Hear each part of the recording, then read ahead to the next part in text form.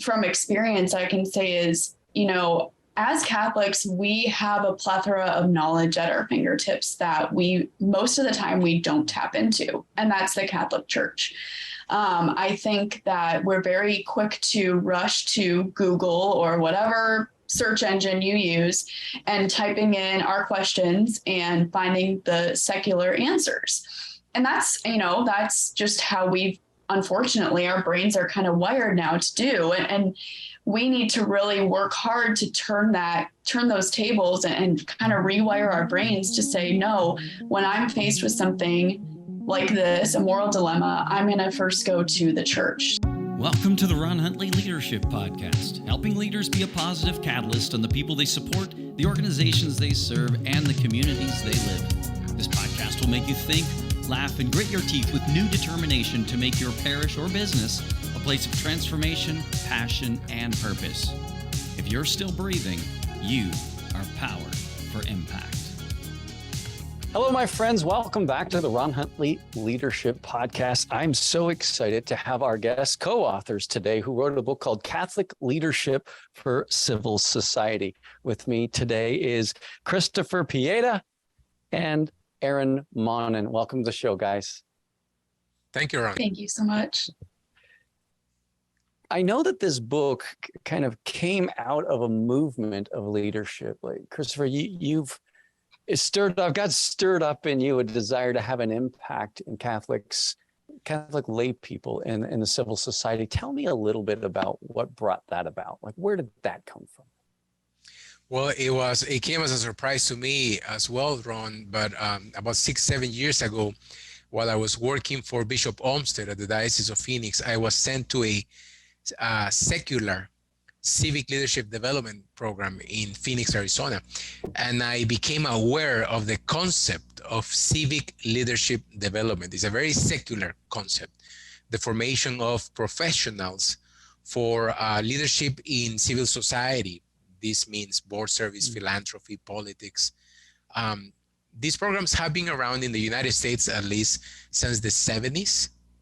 There's such a thing as the National Association of Leadership Programs. And very successfully have catapulted people into key leadership positions in their communities. So going through this understanding, this idea 6-7 years ago, we also unfortunately came to the realization that most of these programs are forming leaders with values that ran directly opposed to Catholic teaching. So we thought, gosh, it really was this prompting of the Holy Spirit to see something that could be done better. And I brought this idea to my bishop, and he gave me his blessing. And we thought, yeah, we can do this better because we can make it Catholic.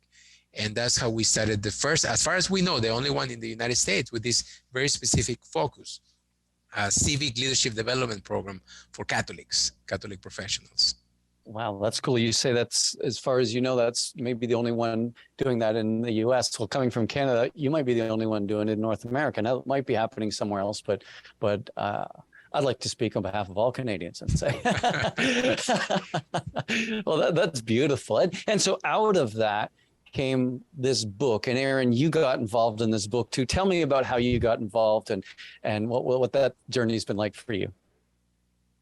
Yeah, it's been a blessing. So I graduated from our program, Tepeyac Leadership Initiative, the one that Cristofer just mentioned, 3 years ago now in 2019. And I was so inspired from being part of it and that I wanted to help in whatever way I could. But initially it was mostly just helping them with their social media and blog, which was fine. I'm a writer, obviously. Right. But I've been writing for many years. And after Tepeyac Leadership, I realized like there's a vast majority of topics that just aren't being talked about. So I was able to help a little bit with that. And then life got very busy very quickly. So I had to step back from that.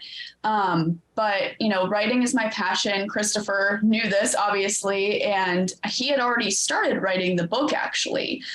He had written the first part of it, but realized in the timeline that the Holy Spirit really had put on his heart to get it done, he wasn't going to be able to do that on his own. Obviously, he's the CEO of TLI and is doing amazing work there, and his time needs to be spent there. So he invited me onto the project, knowing that I was a writer and very passionate about Catholic leadership for civil society. So I said yes, and was so blessed to be a part of it. Sorry, I think No, that's great. I don't know what my sound is doing. Perfect. Okay, there we go. But yeah, we worked on, we split up the chapters based on our own passions and things that we knew a little bit more about than the other person. And we wrote half of the book each and spent about 1.5 years on the project as a whole. And it was definitely not easy, but the Holy Spirit guided everything. I mean, I think we can both attest to, we would write things into the book onto the page, and it definitely was not coming from our own minds. It was very Holy Spirit driven. So it was just really a blessing to be God's vessel and getting this message out to the world. That's what I like to tell people. Well, what a wonderful example of leadership in action for you to having that gift as a writer. And Cristofer, I can't imagine how much of a blessing that was to you, somebody that had the vision, had the passion for it, and then to align yourself with somebody who's come through the course, who has God is gifted as a writer, and then coming together. That must have been a real blessing for you, and what a great example of seeing somebody's gifts and pulling it into a bigger. Absolutely, it was a gift. It was a gift, like you say, Ron, because Erin had been helping us writing. Actually, she was the editor of our blog, of the TLI blog, for some time. And I just kept really enjoying the pieces she was writing. And I remember this one piece on sanctifying work, I think, that she wrote, that when I read it, I don't think I've told you this, Erin, but I think it was when I read that piece, when I went, gosh, Erin does get exactly what we're trying to do here. So I immediately, it clicked on my mind, and I thought, no, I should invite her. I should ask her to help me, because I was not advancing the book as I wanted to. Yes, we have a mission at TLI that I feel is very urgent, and we needed this book. We needed to have a book. So it's a tremendous blessing that Erin. And then Erin came into the project, and she brought in all of these different ideas and perspectives and approaches and style into the writing that I was not anticipating, that only enhanced the book. Yeah, that's awesome. So isn't that fun to hear that, Erin? Yes. Isn't it fun Very to be on the grateful. receiving end and be reminded of that process? And I can see that passion and that respect you have for each other. Cristofer, you talked about the whole idea of we have an urgent mission. What's the urgent mission? Well, it's very simple. I always answer to that question the same way. Just look at the world. Look out from your window, from your digital window, and look into the world. Look out to the world. We are convinced that at the root of many of the problems that we see in society today, Ron, is the lack of principled, ethical, virtuous leadership, right? And this is why we have taken on as our mission to invest in tomorrow's leaders, tomorrow's Catholic leaders. And as we probably will explain better later, but not for the parish. Tomorrow's lay Catholic leaders for civil society. Well, from my understanding, the whole purpose of a parish is to mobilize people to be in the world and transform it. And so we need leadership in both. If we have great parishes, but nobody's leaving to do anything significant, well, what difference does it make? We just got a bunch of smart theological people. It's like, well, if that's not mobilized for mission, and where's our mission field? The entire world. I just love that. And so I love your specific focus in terms of civil society and leadership, because it's so important. And I don't know, I know in Canada, it is taboo, man, to bring any religion into anything. Our deacon gave a homily this weekend, and he's a financial planner by trade. And his boss would come into work and start it. He had the crucifix up in his office forever. And new boss, you got to remove that crucifix. And so he just ignored her. And next year come around for the annual review, and you got to remove that crucifix. He'd ignored her. And third time she came in, she said, you have to remove that crucifix. He said, the day you make me take that down is the day that you have to fire me. And so she did. And so he had to go find new work. But it just seems like that's a struggle for a lot of people, is to understand, particularly in Canada, we're an interesting breed. And we've really done our best to pull God out of, and religion out of everything. So what's your message to people like that who are confused and uncertain where and how to exert leadership? And it doesn't, what are your thoughts? So, Ron, leadership is not really an optional prerogative for us as lay people. It's our duty. It's our duty to lead. As baptized, God has made it very clear through our pastors, through the documents of the Second Vatican Council, which some people may or may not be familiar with, really provided for us, for the laity, our marching orders, right? If not us, then who is going to be the light of the world? Because our pastors, our bishops, the Pope, they cannot insert themselves into the fabric of society as to transform it from within, like we can. We can run for office. We can sit on boards, right? We can get involved in philanthropy and support important causes. We can do those things. We should do those things. Love that. I was just down in the US not that long ago, and good friends of mine, he owns a company in architecture, and it builds on big projects, and sometimes those projects, politicians are expecting kickbacks, and all of a sudden there's things going on that are underhanded, and they have decisions to make. Is that the way we do business as a Catholic?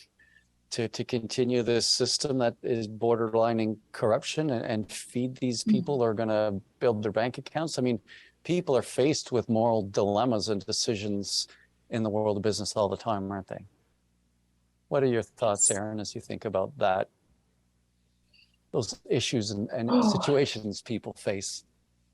Yeah, I mean, first of all, I feel extremely blessed that I haven't had to be in situations like that for the most part. I guess I should take that back. There's been a few.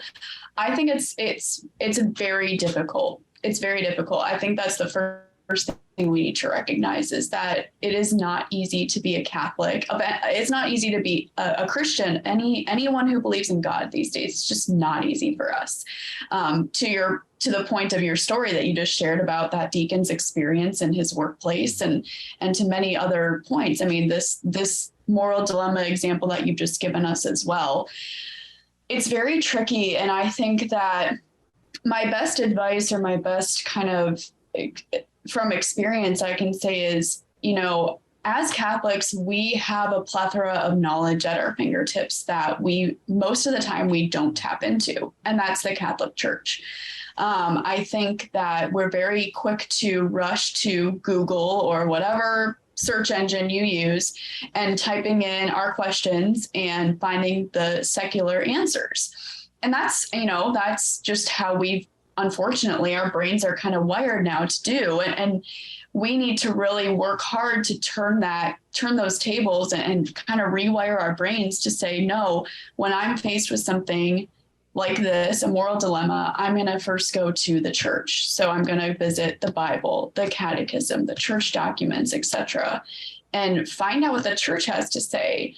And if there are things that, we are faced with that could have repercussions on our soul, then we have to say no. And it can get very tricky. I mean, it's like, okay, well, the percentage that I'm involved with this thing, like it can just be very difficult. So I think we really need to go to the church, and we need to go to our faithful Catholic mentors, whether that's our priest, whether that's our deacon, whether that's just a very faithful Catholic who is devout and who believes in all of the church's teachings, who can advise us. I think we need to seek out those relationships a lot more than we do as well. So those would kind of be my best advice and examples. And we just can't be afraid to speak up either. I mean, I work for a Catholic organization, and it's wonderful and I absolutely love it. But we're a Catholic organization that's rooted in the Catholic faith, but we operate very secularly because we're serving the homeless and the working poor in our state, which is fine. We have to accept everyone. We have to, staff, volunteers, and guests. They can be of any faith. They can be of any gender, whatever. They can be any person, and that's fine. That's what we're called to as Catholics. But the way that we operate needs to be Catholic centered. And there have been certain situations over the time I've been there where I've had to speak up and say, you know what, this actually is not in line with our faith. And so we have to not be afraid to speak up, I think. So it goes hand in hand. We first go to the church's teachings or our faithful Catholic mentors. And then after that, we have to speak up and say, no, this is wrong. Love that. So to be formed well in and rooted in the very faith that we've been baptized into, to take that seriously, to do the research, to be intentional about finding mentors, and then having the courage to do what we're called to do, even when it's not comfortable. That is scary. Christofer, when you put this course together, what are some of your hopes? And for our listeners too, we're going to give you a chance to connect with their website and their materials. We're going to encourage you to pick up this book. It's so helpful. It really does unpack some of the documents of the church. So they're not just pulling this out of the air, they're pulling this out of rich Catholic teaching. And so thank you for making the time to do that. But when it comes to the course, how did you design it, and what are you hoping to bring to life? I'm assuming part of it is the knowledge that Erin talked about, but what else? Absolutely. So we definitely borrowed the template, only the template from the secular world, and then we made it Catholic, right? So the idea was to a program that's comprised of 18 sessions, 18 weekly sessions. Each session was going to focus on one area of human activity or secular life. Some of those are education, healthcare, business, government, news media, philanthropy, board service. And the idea was that though we were going to be talking and focusing on areas of human activity and secular life, we were always going to approach them from the lens of the church, drawing from the magisterium, from the teachings of the church. So we created a curriculum where we were giving participants a handout, a light reading, well, sometimes not so light, reading handout to prepare themselves prior to each session. These were typically encyclicals, writings of the popes. As you know, the Catholic Church has reading about everything, right? So if you want to talk about education, Catholic social doctrine has something to say about that. If you want to talk about business or government or healthcare, the teaching of the Catholic Church has something to say. So drawing from that and selecting experts, seasoned Catholic professionals, leaders, experts in their field that really were prepared to convey that experience and the wealth of information. That's how we put the curriculum together. It was also important to make part of the program a retreat experience, to incorporate a retreat experience into the program. And so the Virtuous Leadership Retreat, as we call it, is the highlight of the program. And this is an all-day retreat in which we go deep into what it means to be a virtuous leader.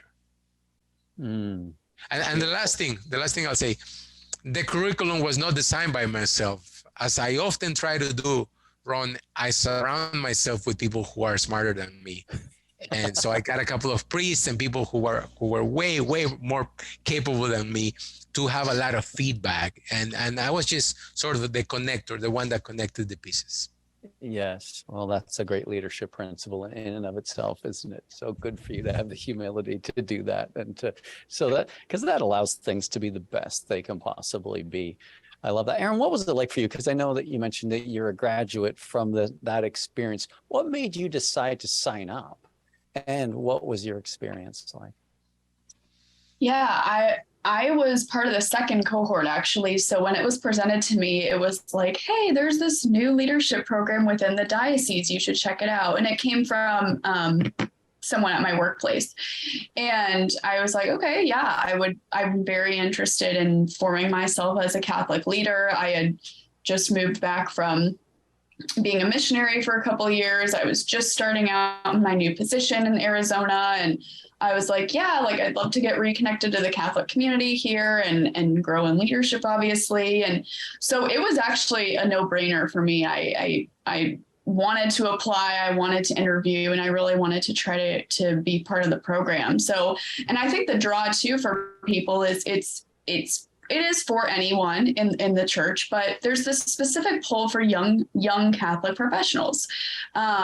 We, as young professionals, there's, there is the organization called Young Catholic Professionals, but, for us as young leaders in society, there's not a whole lot for us to form ourselves besides the secular options, as Cristofer mentioned.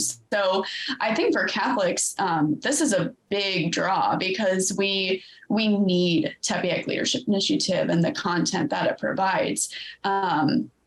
Much like this book, we need things like this. And there's been, thank God that he placed this on Cristofer's heart and mind, because we need people like Cristofer to really bring these things to light and really push for them, because, I just think about the generations that are to come for this world. And if we aren't providing them with, especially now being a new mom, I'm like thinking about all these things for our future, because we really need to give Catholics all of the resources that they need.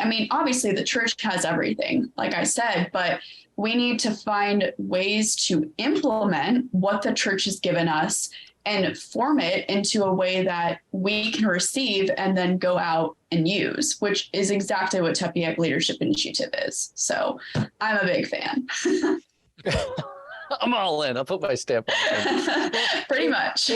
It's such a, I think of so many of the people that I've had on the podcast previously. Like there's one lady who's starting the Catholic version of MIT. Like she just wants a STEM university that's totally Catholic, and she is going way beyond. And why is she doing it? Because she lost her faith in university. Like so many people I've interviewed, university is where your faith goes to die.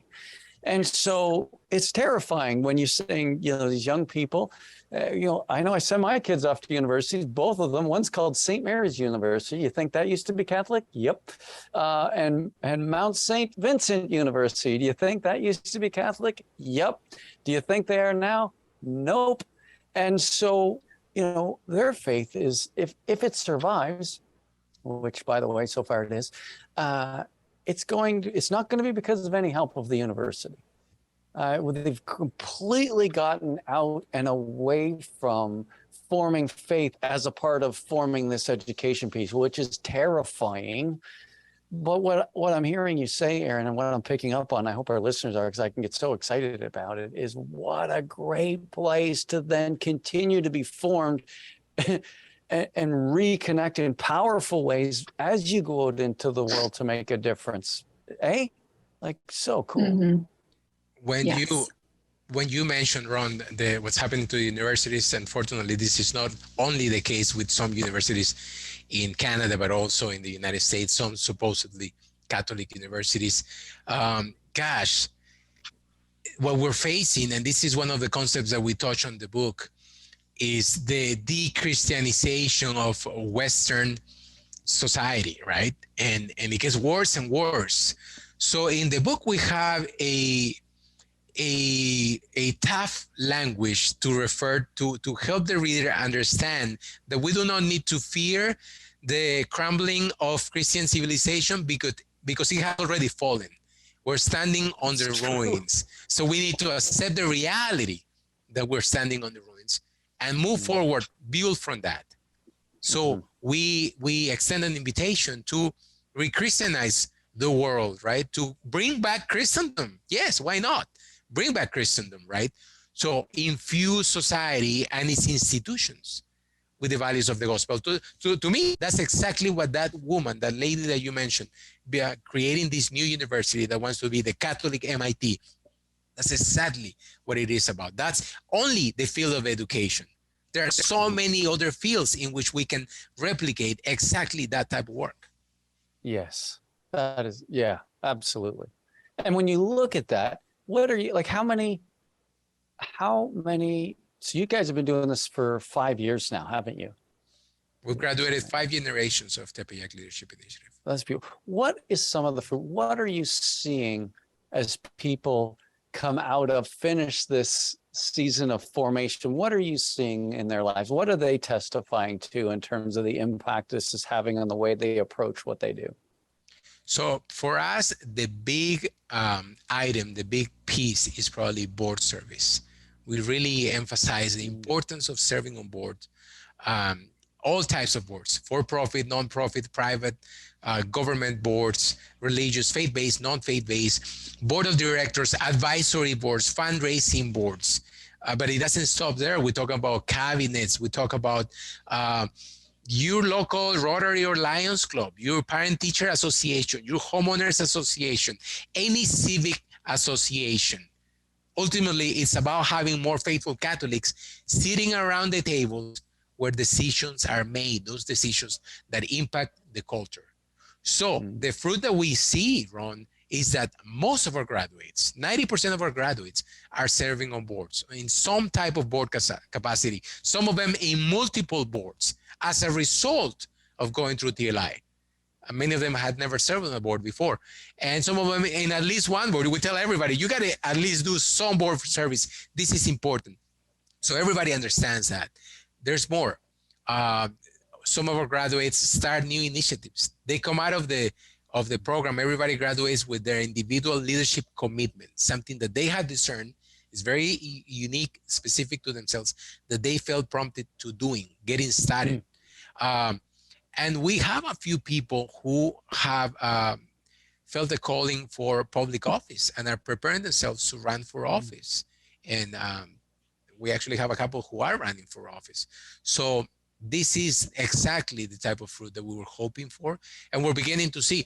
And we know that it's just the beginning, because a 5-year-old Catholic organization, it's in its infancy. We are a baby organization. So we pray that the fruit will continue to come as years go by. Oh, thank you for what you're doing. That's such important work. Like, not only are you forming these people in terms of the thinking and the teaching to form their minds, but then challenging them to get involved at a level where what they're learning is actually going to make a significant difference. Yeah, and sitting on boards too. You know, let me ask you something. I know anyone can participate in this, or at least that was what I thought I heard, was that it's open to any Catholic that might want to get involved. But if there was a target market, what would it be for you guys? Erin, you mentioned young Catholic professionals, but if you were to pick a group of people you felt was the perfect target market, what would you say, Christopher? So really, we say that TLI, and it's the same for the book, is for Catholic professionals. So the career path is an important piece, right? We want people who have gone through college or have taken on some type of career path. Catholic professionals in the early to mid stages of their career. So early on their career, because this is when we feel we can have the most impact on them in their lives. They're most impressionable. So we can have the most impact on them and hopefully invest on them so that they have still many more years to serve their communities, right? Yes. However, the book and the program are open to all. Love it. Okay. Yeah, I get that. That makes a lot of sense to me. And so how as I'm listening to you, I think to myself, oh my gosh, we need one of these in every diocese. You know, we need this in every diocese. Well, how are you seeing, as like you say, a baby organization, 5 years, where are you seeing opportunity? Where are you seeing growth? So we are in every diocese, Ron, because the program is delivered virtually. Yes, of So course. the sessions are virtual and they're live, nothing's pre-recorded. It's a very dynamic, engaging experience. However, we still need to do a lot of work in increasing the awareness of the program so people apply and participate. So the opportunity is globally. We realized a couple of years ago, COVID was what prompted it, but COVID is behind us, and we realize now that we are serving the world. We're serving the universal church, and it's so exciting because we're both forming the next generation of lay Catholic leaders and building a global network of faithful and committed Catholic leaders. Well, you are on a podcast that has global reach, so I'm really excited to hear that. And I especially want to talk to pastors if you're listening. Like, my goodness, if you have people that are going to university or have just finished university and or young professionals, I guarantee you they would not have been formed like this at the university. And you probably, as a pastor, don't have time to form people specifically like this. But Cristofer and his team do. And so why not be very intentional within your young adult program, if you have one, or just look at the young adults and say, I'd love you to give this a try, because it sounds like it could have a positive impact in your local communities, but also in their development in the terms of their commitment to the Catholic faith.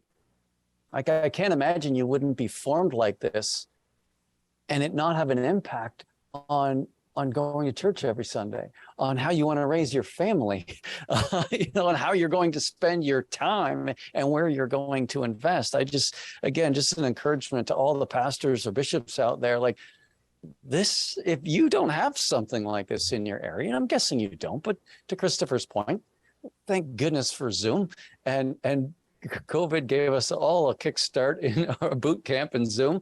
And so we have these opportunities. And so I just find it so exciting. I don't know when this is going to air specifically, but how do people get involved? When do they sign up? What does that look like? So I'll let Erin talk about the book itself. I'll focus on the program. Hopefully, I really pray this can air sometime before, or at least during the enrollment period, which is when we take applications for Tepeyac Leadership Initiative, October 1st to November 10th. Every year, that's the window to apply. People simply go to the website, which is tliprogram.org, tliprogram.org. That's where you apply, October 1st to November 10th. And that's it. There's an admissions process. It's a fun ride. But for those who are admitted into the program, they will experience TLI from February to June of 2023. Awesome. What a great way to spend your Canadian winter. You're going to be inside anyway after you're done shoveling. You might as well be growing as a leader. That is so cool. And Erin, what are you seeing with the book? Because again, anytime a book comes together, I find it so exciting because it really changes some conversations that are happening. And I find this book, I find it so exciting because I'm learning a bunch of things. I'll admit, you take it for granted. You know the church's writings are there, but you don't dive into them to the degree to which they were intended. And I found the book so enlightening in terms of teaching and inspiration. Where are you seeing the book being growing in terms of its use and being picked up? Yeah, it is very exciting. And I'm so grateful that this book exists because the response has been incredible. And, Cristofer and I we try to be humble about, this is not our work. It's the Holy Spirit's and it's God's. And he just used us as the vessels to get this important message out. So, it's been amazing. And it's been really humbling, continuously humbling, because we'll have people reach out to us or post about the book or whatever who we never even met. They're a complete stranger to us, and they're like, oh, I read your book and it's amazing and here's what I learned. And it's really, it's been cool, and we don't even know the reach that this book has, quite honestly. And it's pretty incredible if you think about it. And so I can think of several times where someone has actually reviewed our book on their own website or their own blog, and we didn't even know that was happening. And they just post and they tag us and they show the book, and it's like, wow, like, thank you. And thank you for sharing how it inspired you, because we won't know otherwise unless you personally reach out to us. And it's been just so incredible and so humbling. And I think the reach is much wider than Cristofer and I could ever imagine. And I think we're going to see the tangible fruits of it.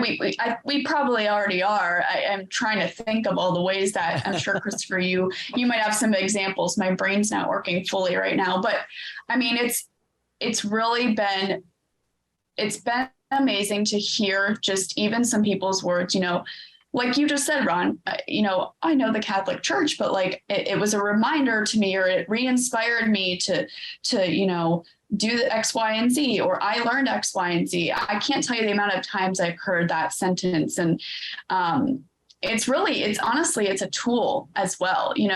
Now every time I meet someone new, one of the first things that I'm able to share with them, or that the person who's introducing me to this new person is able to share, is that, oh yeah, Erin has written a book. It's called Catholic Leadership for Civil Society. And then it's an easy conversation. They ask more about it. We get to text them the link very quickly so they can get their copy. It's been not only something that has, started amazing conversations online, but it's actually started amazing conversations in person in our encounters and interactions with people. At least I'm speaking for myself, but it really is. It's starting conversations that need to be started. Obviously, I mean, this is living proof of that right here, this podcast, but which is why we're so grateful for this opportunity and all of the opportunities we've had to just talk with people about it. And I think the reach has been large already, and I think we're only getting started if God has anything to say about it, which I know he does. So, well, it really is, as Cristofer, you mentioned at the beginning, it's a conversation that's not really being had as much as it could be. And I personally think lay Catholics are really, really hungry for this very thing. I think this is going to serve an appetite that's out there. Let me ask you, is there, I love influencing people. It's my passion. And so book studies I find are really cool way, because it's one thing for me to read the book. It's another thing for me to read the book with some friends and then talk about the book together. To me, that's so engaging. I'm an extrovert, so that makes me really, really happy. And so if you thought about a group of people that you thought, hey, you know what? If this group of people got this book and talked about it, I bet you would have a huge impact. What group would come to mind right away? I'm going to ask you both the same question. So if there was a group of people that you thought might want to get this book, read it with their comrades, people they work with, that you thought was going to make a big difference, what would you say? Chris, let's go first. So I would say business students, people that are graduating, not necessarily from an MBA, a bachelor's in business, because there's such a wide range of career paths that they can go into as managers or leaders. And the book will definitely help them bring their faith right in the middle of it. But that's just the beginning. I could give you a list, but right now I would say business students. Well, I'm glad you said that, because my son's in his last year of business at Dell. So Christian, if you're listening, make sure that you take Cristofer up on his challenge there. Erin, what would you say? Oh gosh, my answer is going to be a little bit different than Cristofer's. Just I'm a new mom, and my mind automatically goes to women and to moms groups and to maybe perhaps women's Bible studies, any Bible study really, but or book clubs that already exist. I mean, really, the sky's the limit with this book, but I've been trying to share that, yes, this book, to Cristofer's point, is for people in the workplace who physically go to an office or have a remote office, who are in a career path, who need to influence their secular workspace or whatever that is. But it is for everyone in the church. It's for all laity.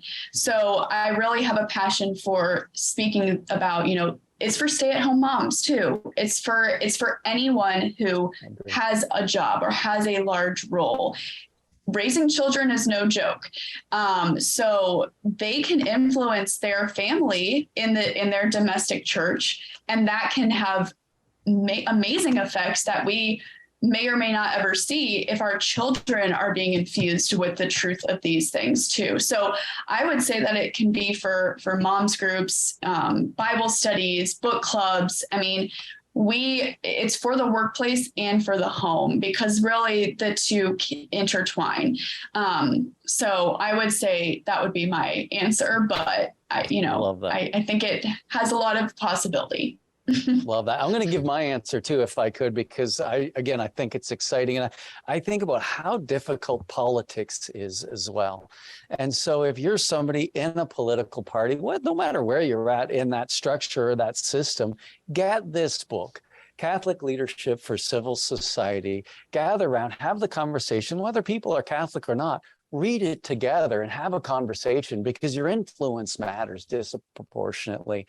And so I think that's so fun. Whoever you are who picks up this book, if you get a group of people together, I would love you to email us, connect@ronhuntley.com. Let me know what you've done and the impact it's had. And I'll pass it on to Cristofer and Erin, or you connect with them directly on their stuff. We're going to add their social media handles to this podcast, as well as the website, so that you can register for the course, as well as the link so that you can buy the book on Amazon. But this is a really, really important conversation with a group of people that, I don't know how many lay Catholics in the world. I think there's a few more than you think. Like, there's just billions. And so let's get this book, have a conversation, and continue to make a difference. As we wrap up, Erin, what's your hope for people and leaders as kind of a final remark? Oh, wow. My hope is that leaders will really take seriously this concept of servant leadership that I think we've been talking about throughout this whole podcast, and that our book really hones in on. My hope is that servant leadership can become the default in our society. I think we have a lot of leaders who are in it for the wrong reasons, and that doesn't really even make them leaders, to be honest. And my hope is that servant leadership can become much more common, because I think our society will be better for it. And of course, I think the things like we talked about today, like our book and Tepeyac Leadership Initiative, can certainly help with that. But yeah, my hope is that servant leadership and Catholic leadership for civil society will just become the default. That's a beautiful vision. Cristofer, how about you as we wrap up? What are your final thoughts? So I would hope people will understand, finally see that there might have been another era, another time when lay Catholics really could maybe lay back a little bit, because the church and Christianity already exerted such influence in society that things were generally going in a good direction. That time is long gone. I want lay Catholics to understand that. That time is long gone, and it is our duty to lead. If we are baptized, if we're children of God, we must lead. Amen. What a great place to finish. It's been a treat getting to know you guys, to hear your passion, to see how that's come to life through the Leadership Institute and through the book. Thank you for what you guys continue to do. I'll be praying for you guys and your growing influence. God bless you both. Thank you, Ron. Thank you, Ron. I want to encourage you, as you lead this week, be faithful to God and generous to others. See you next time, and remember, if you're still breathing, you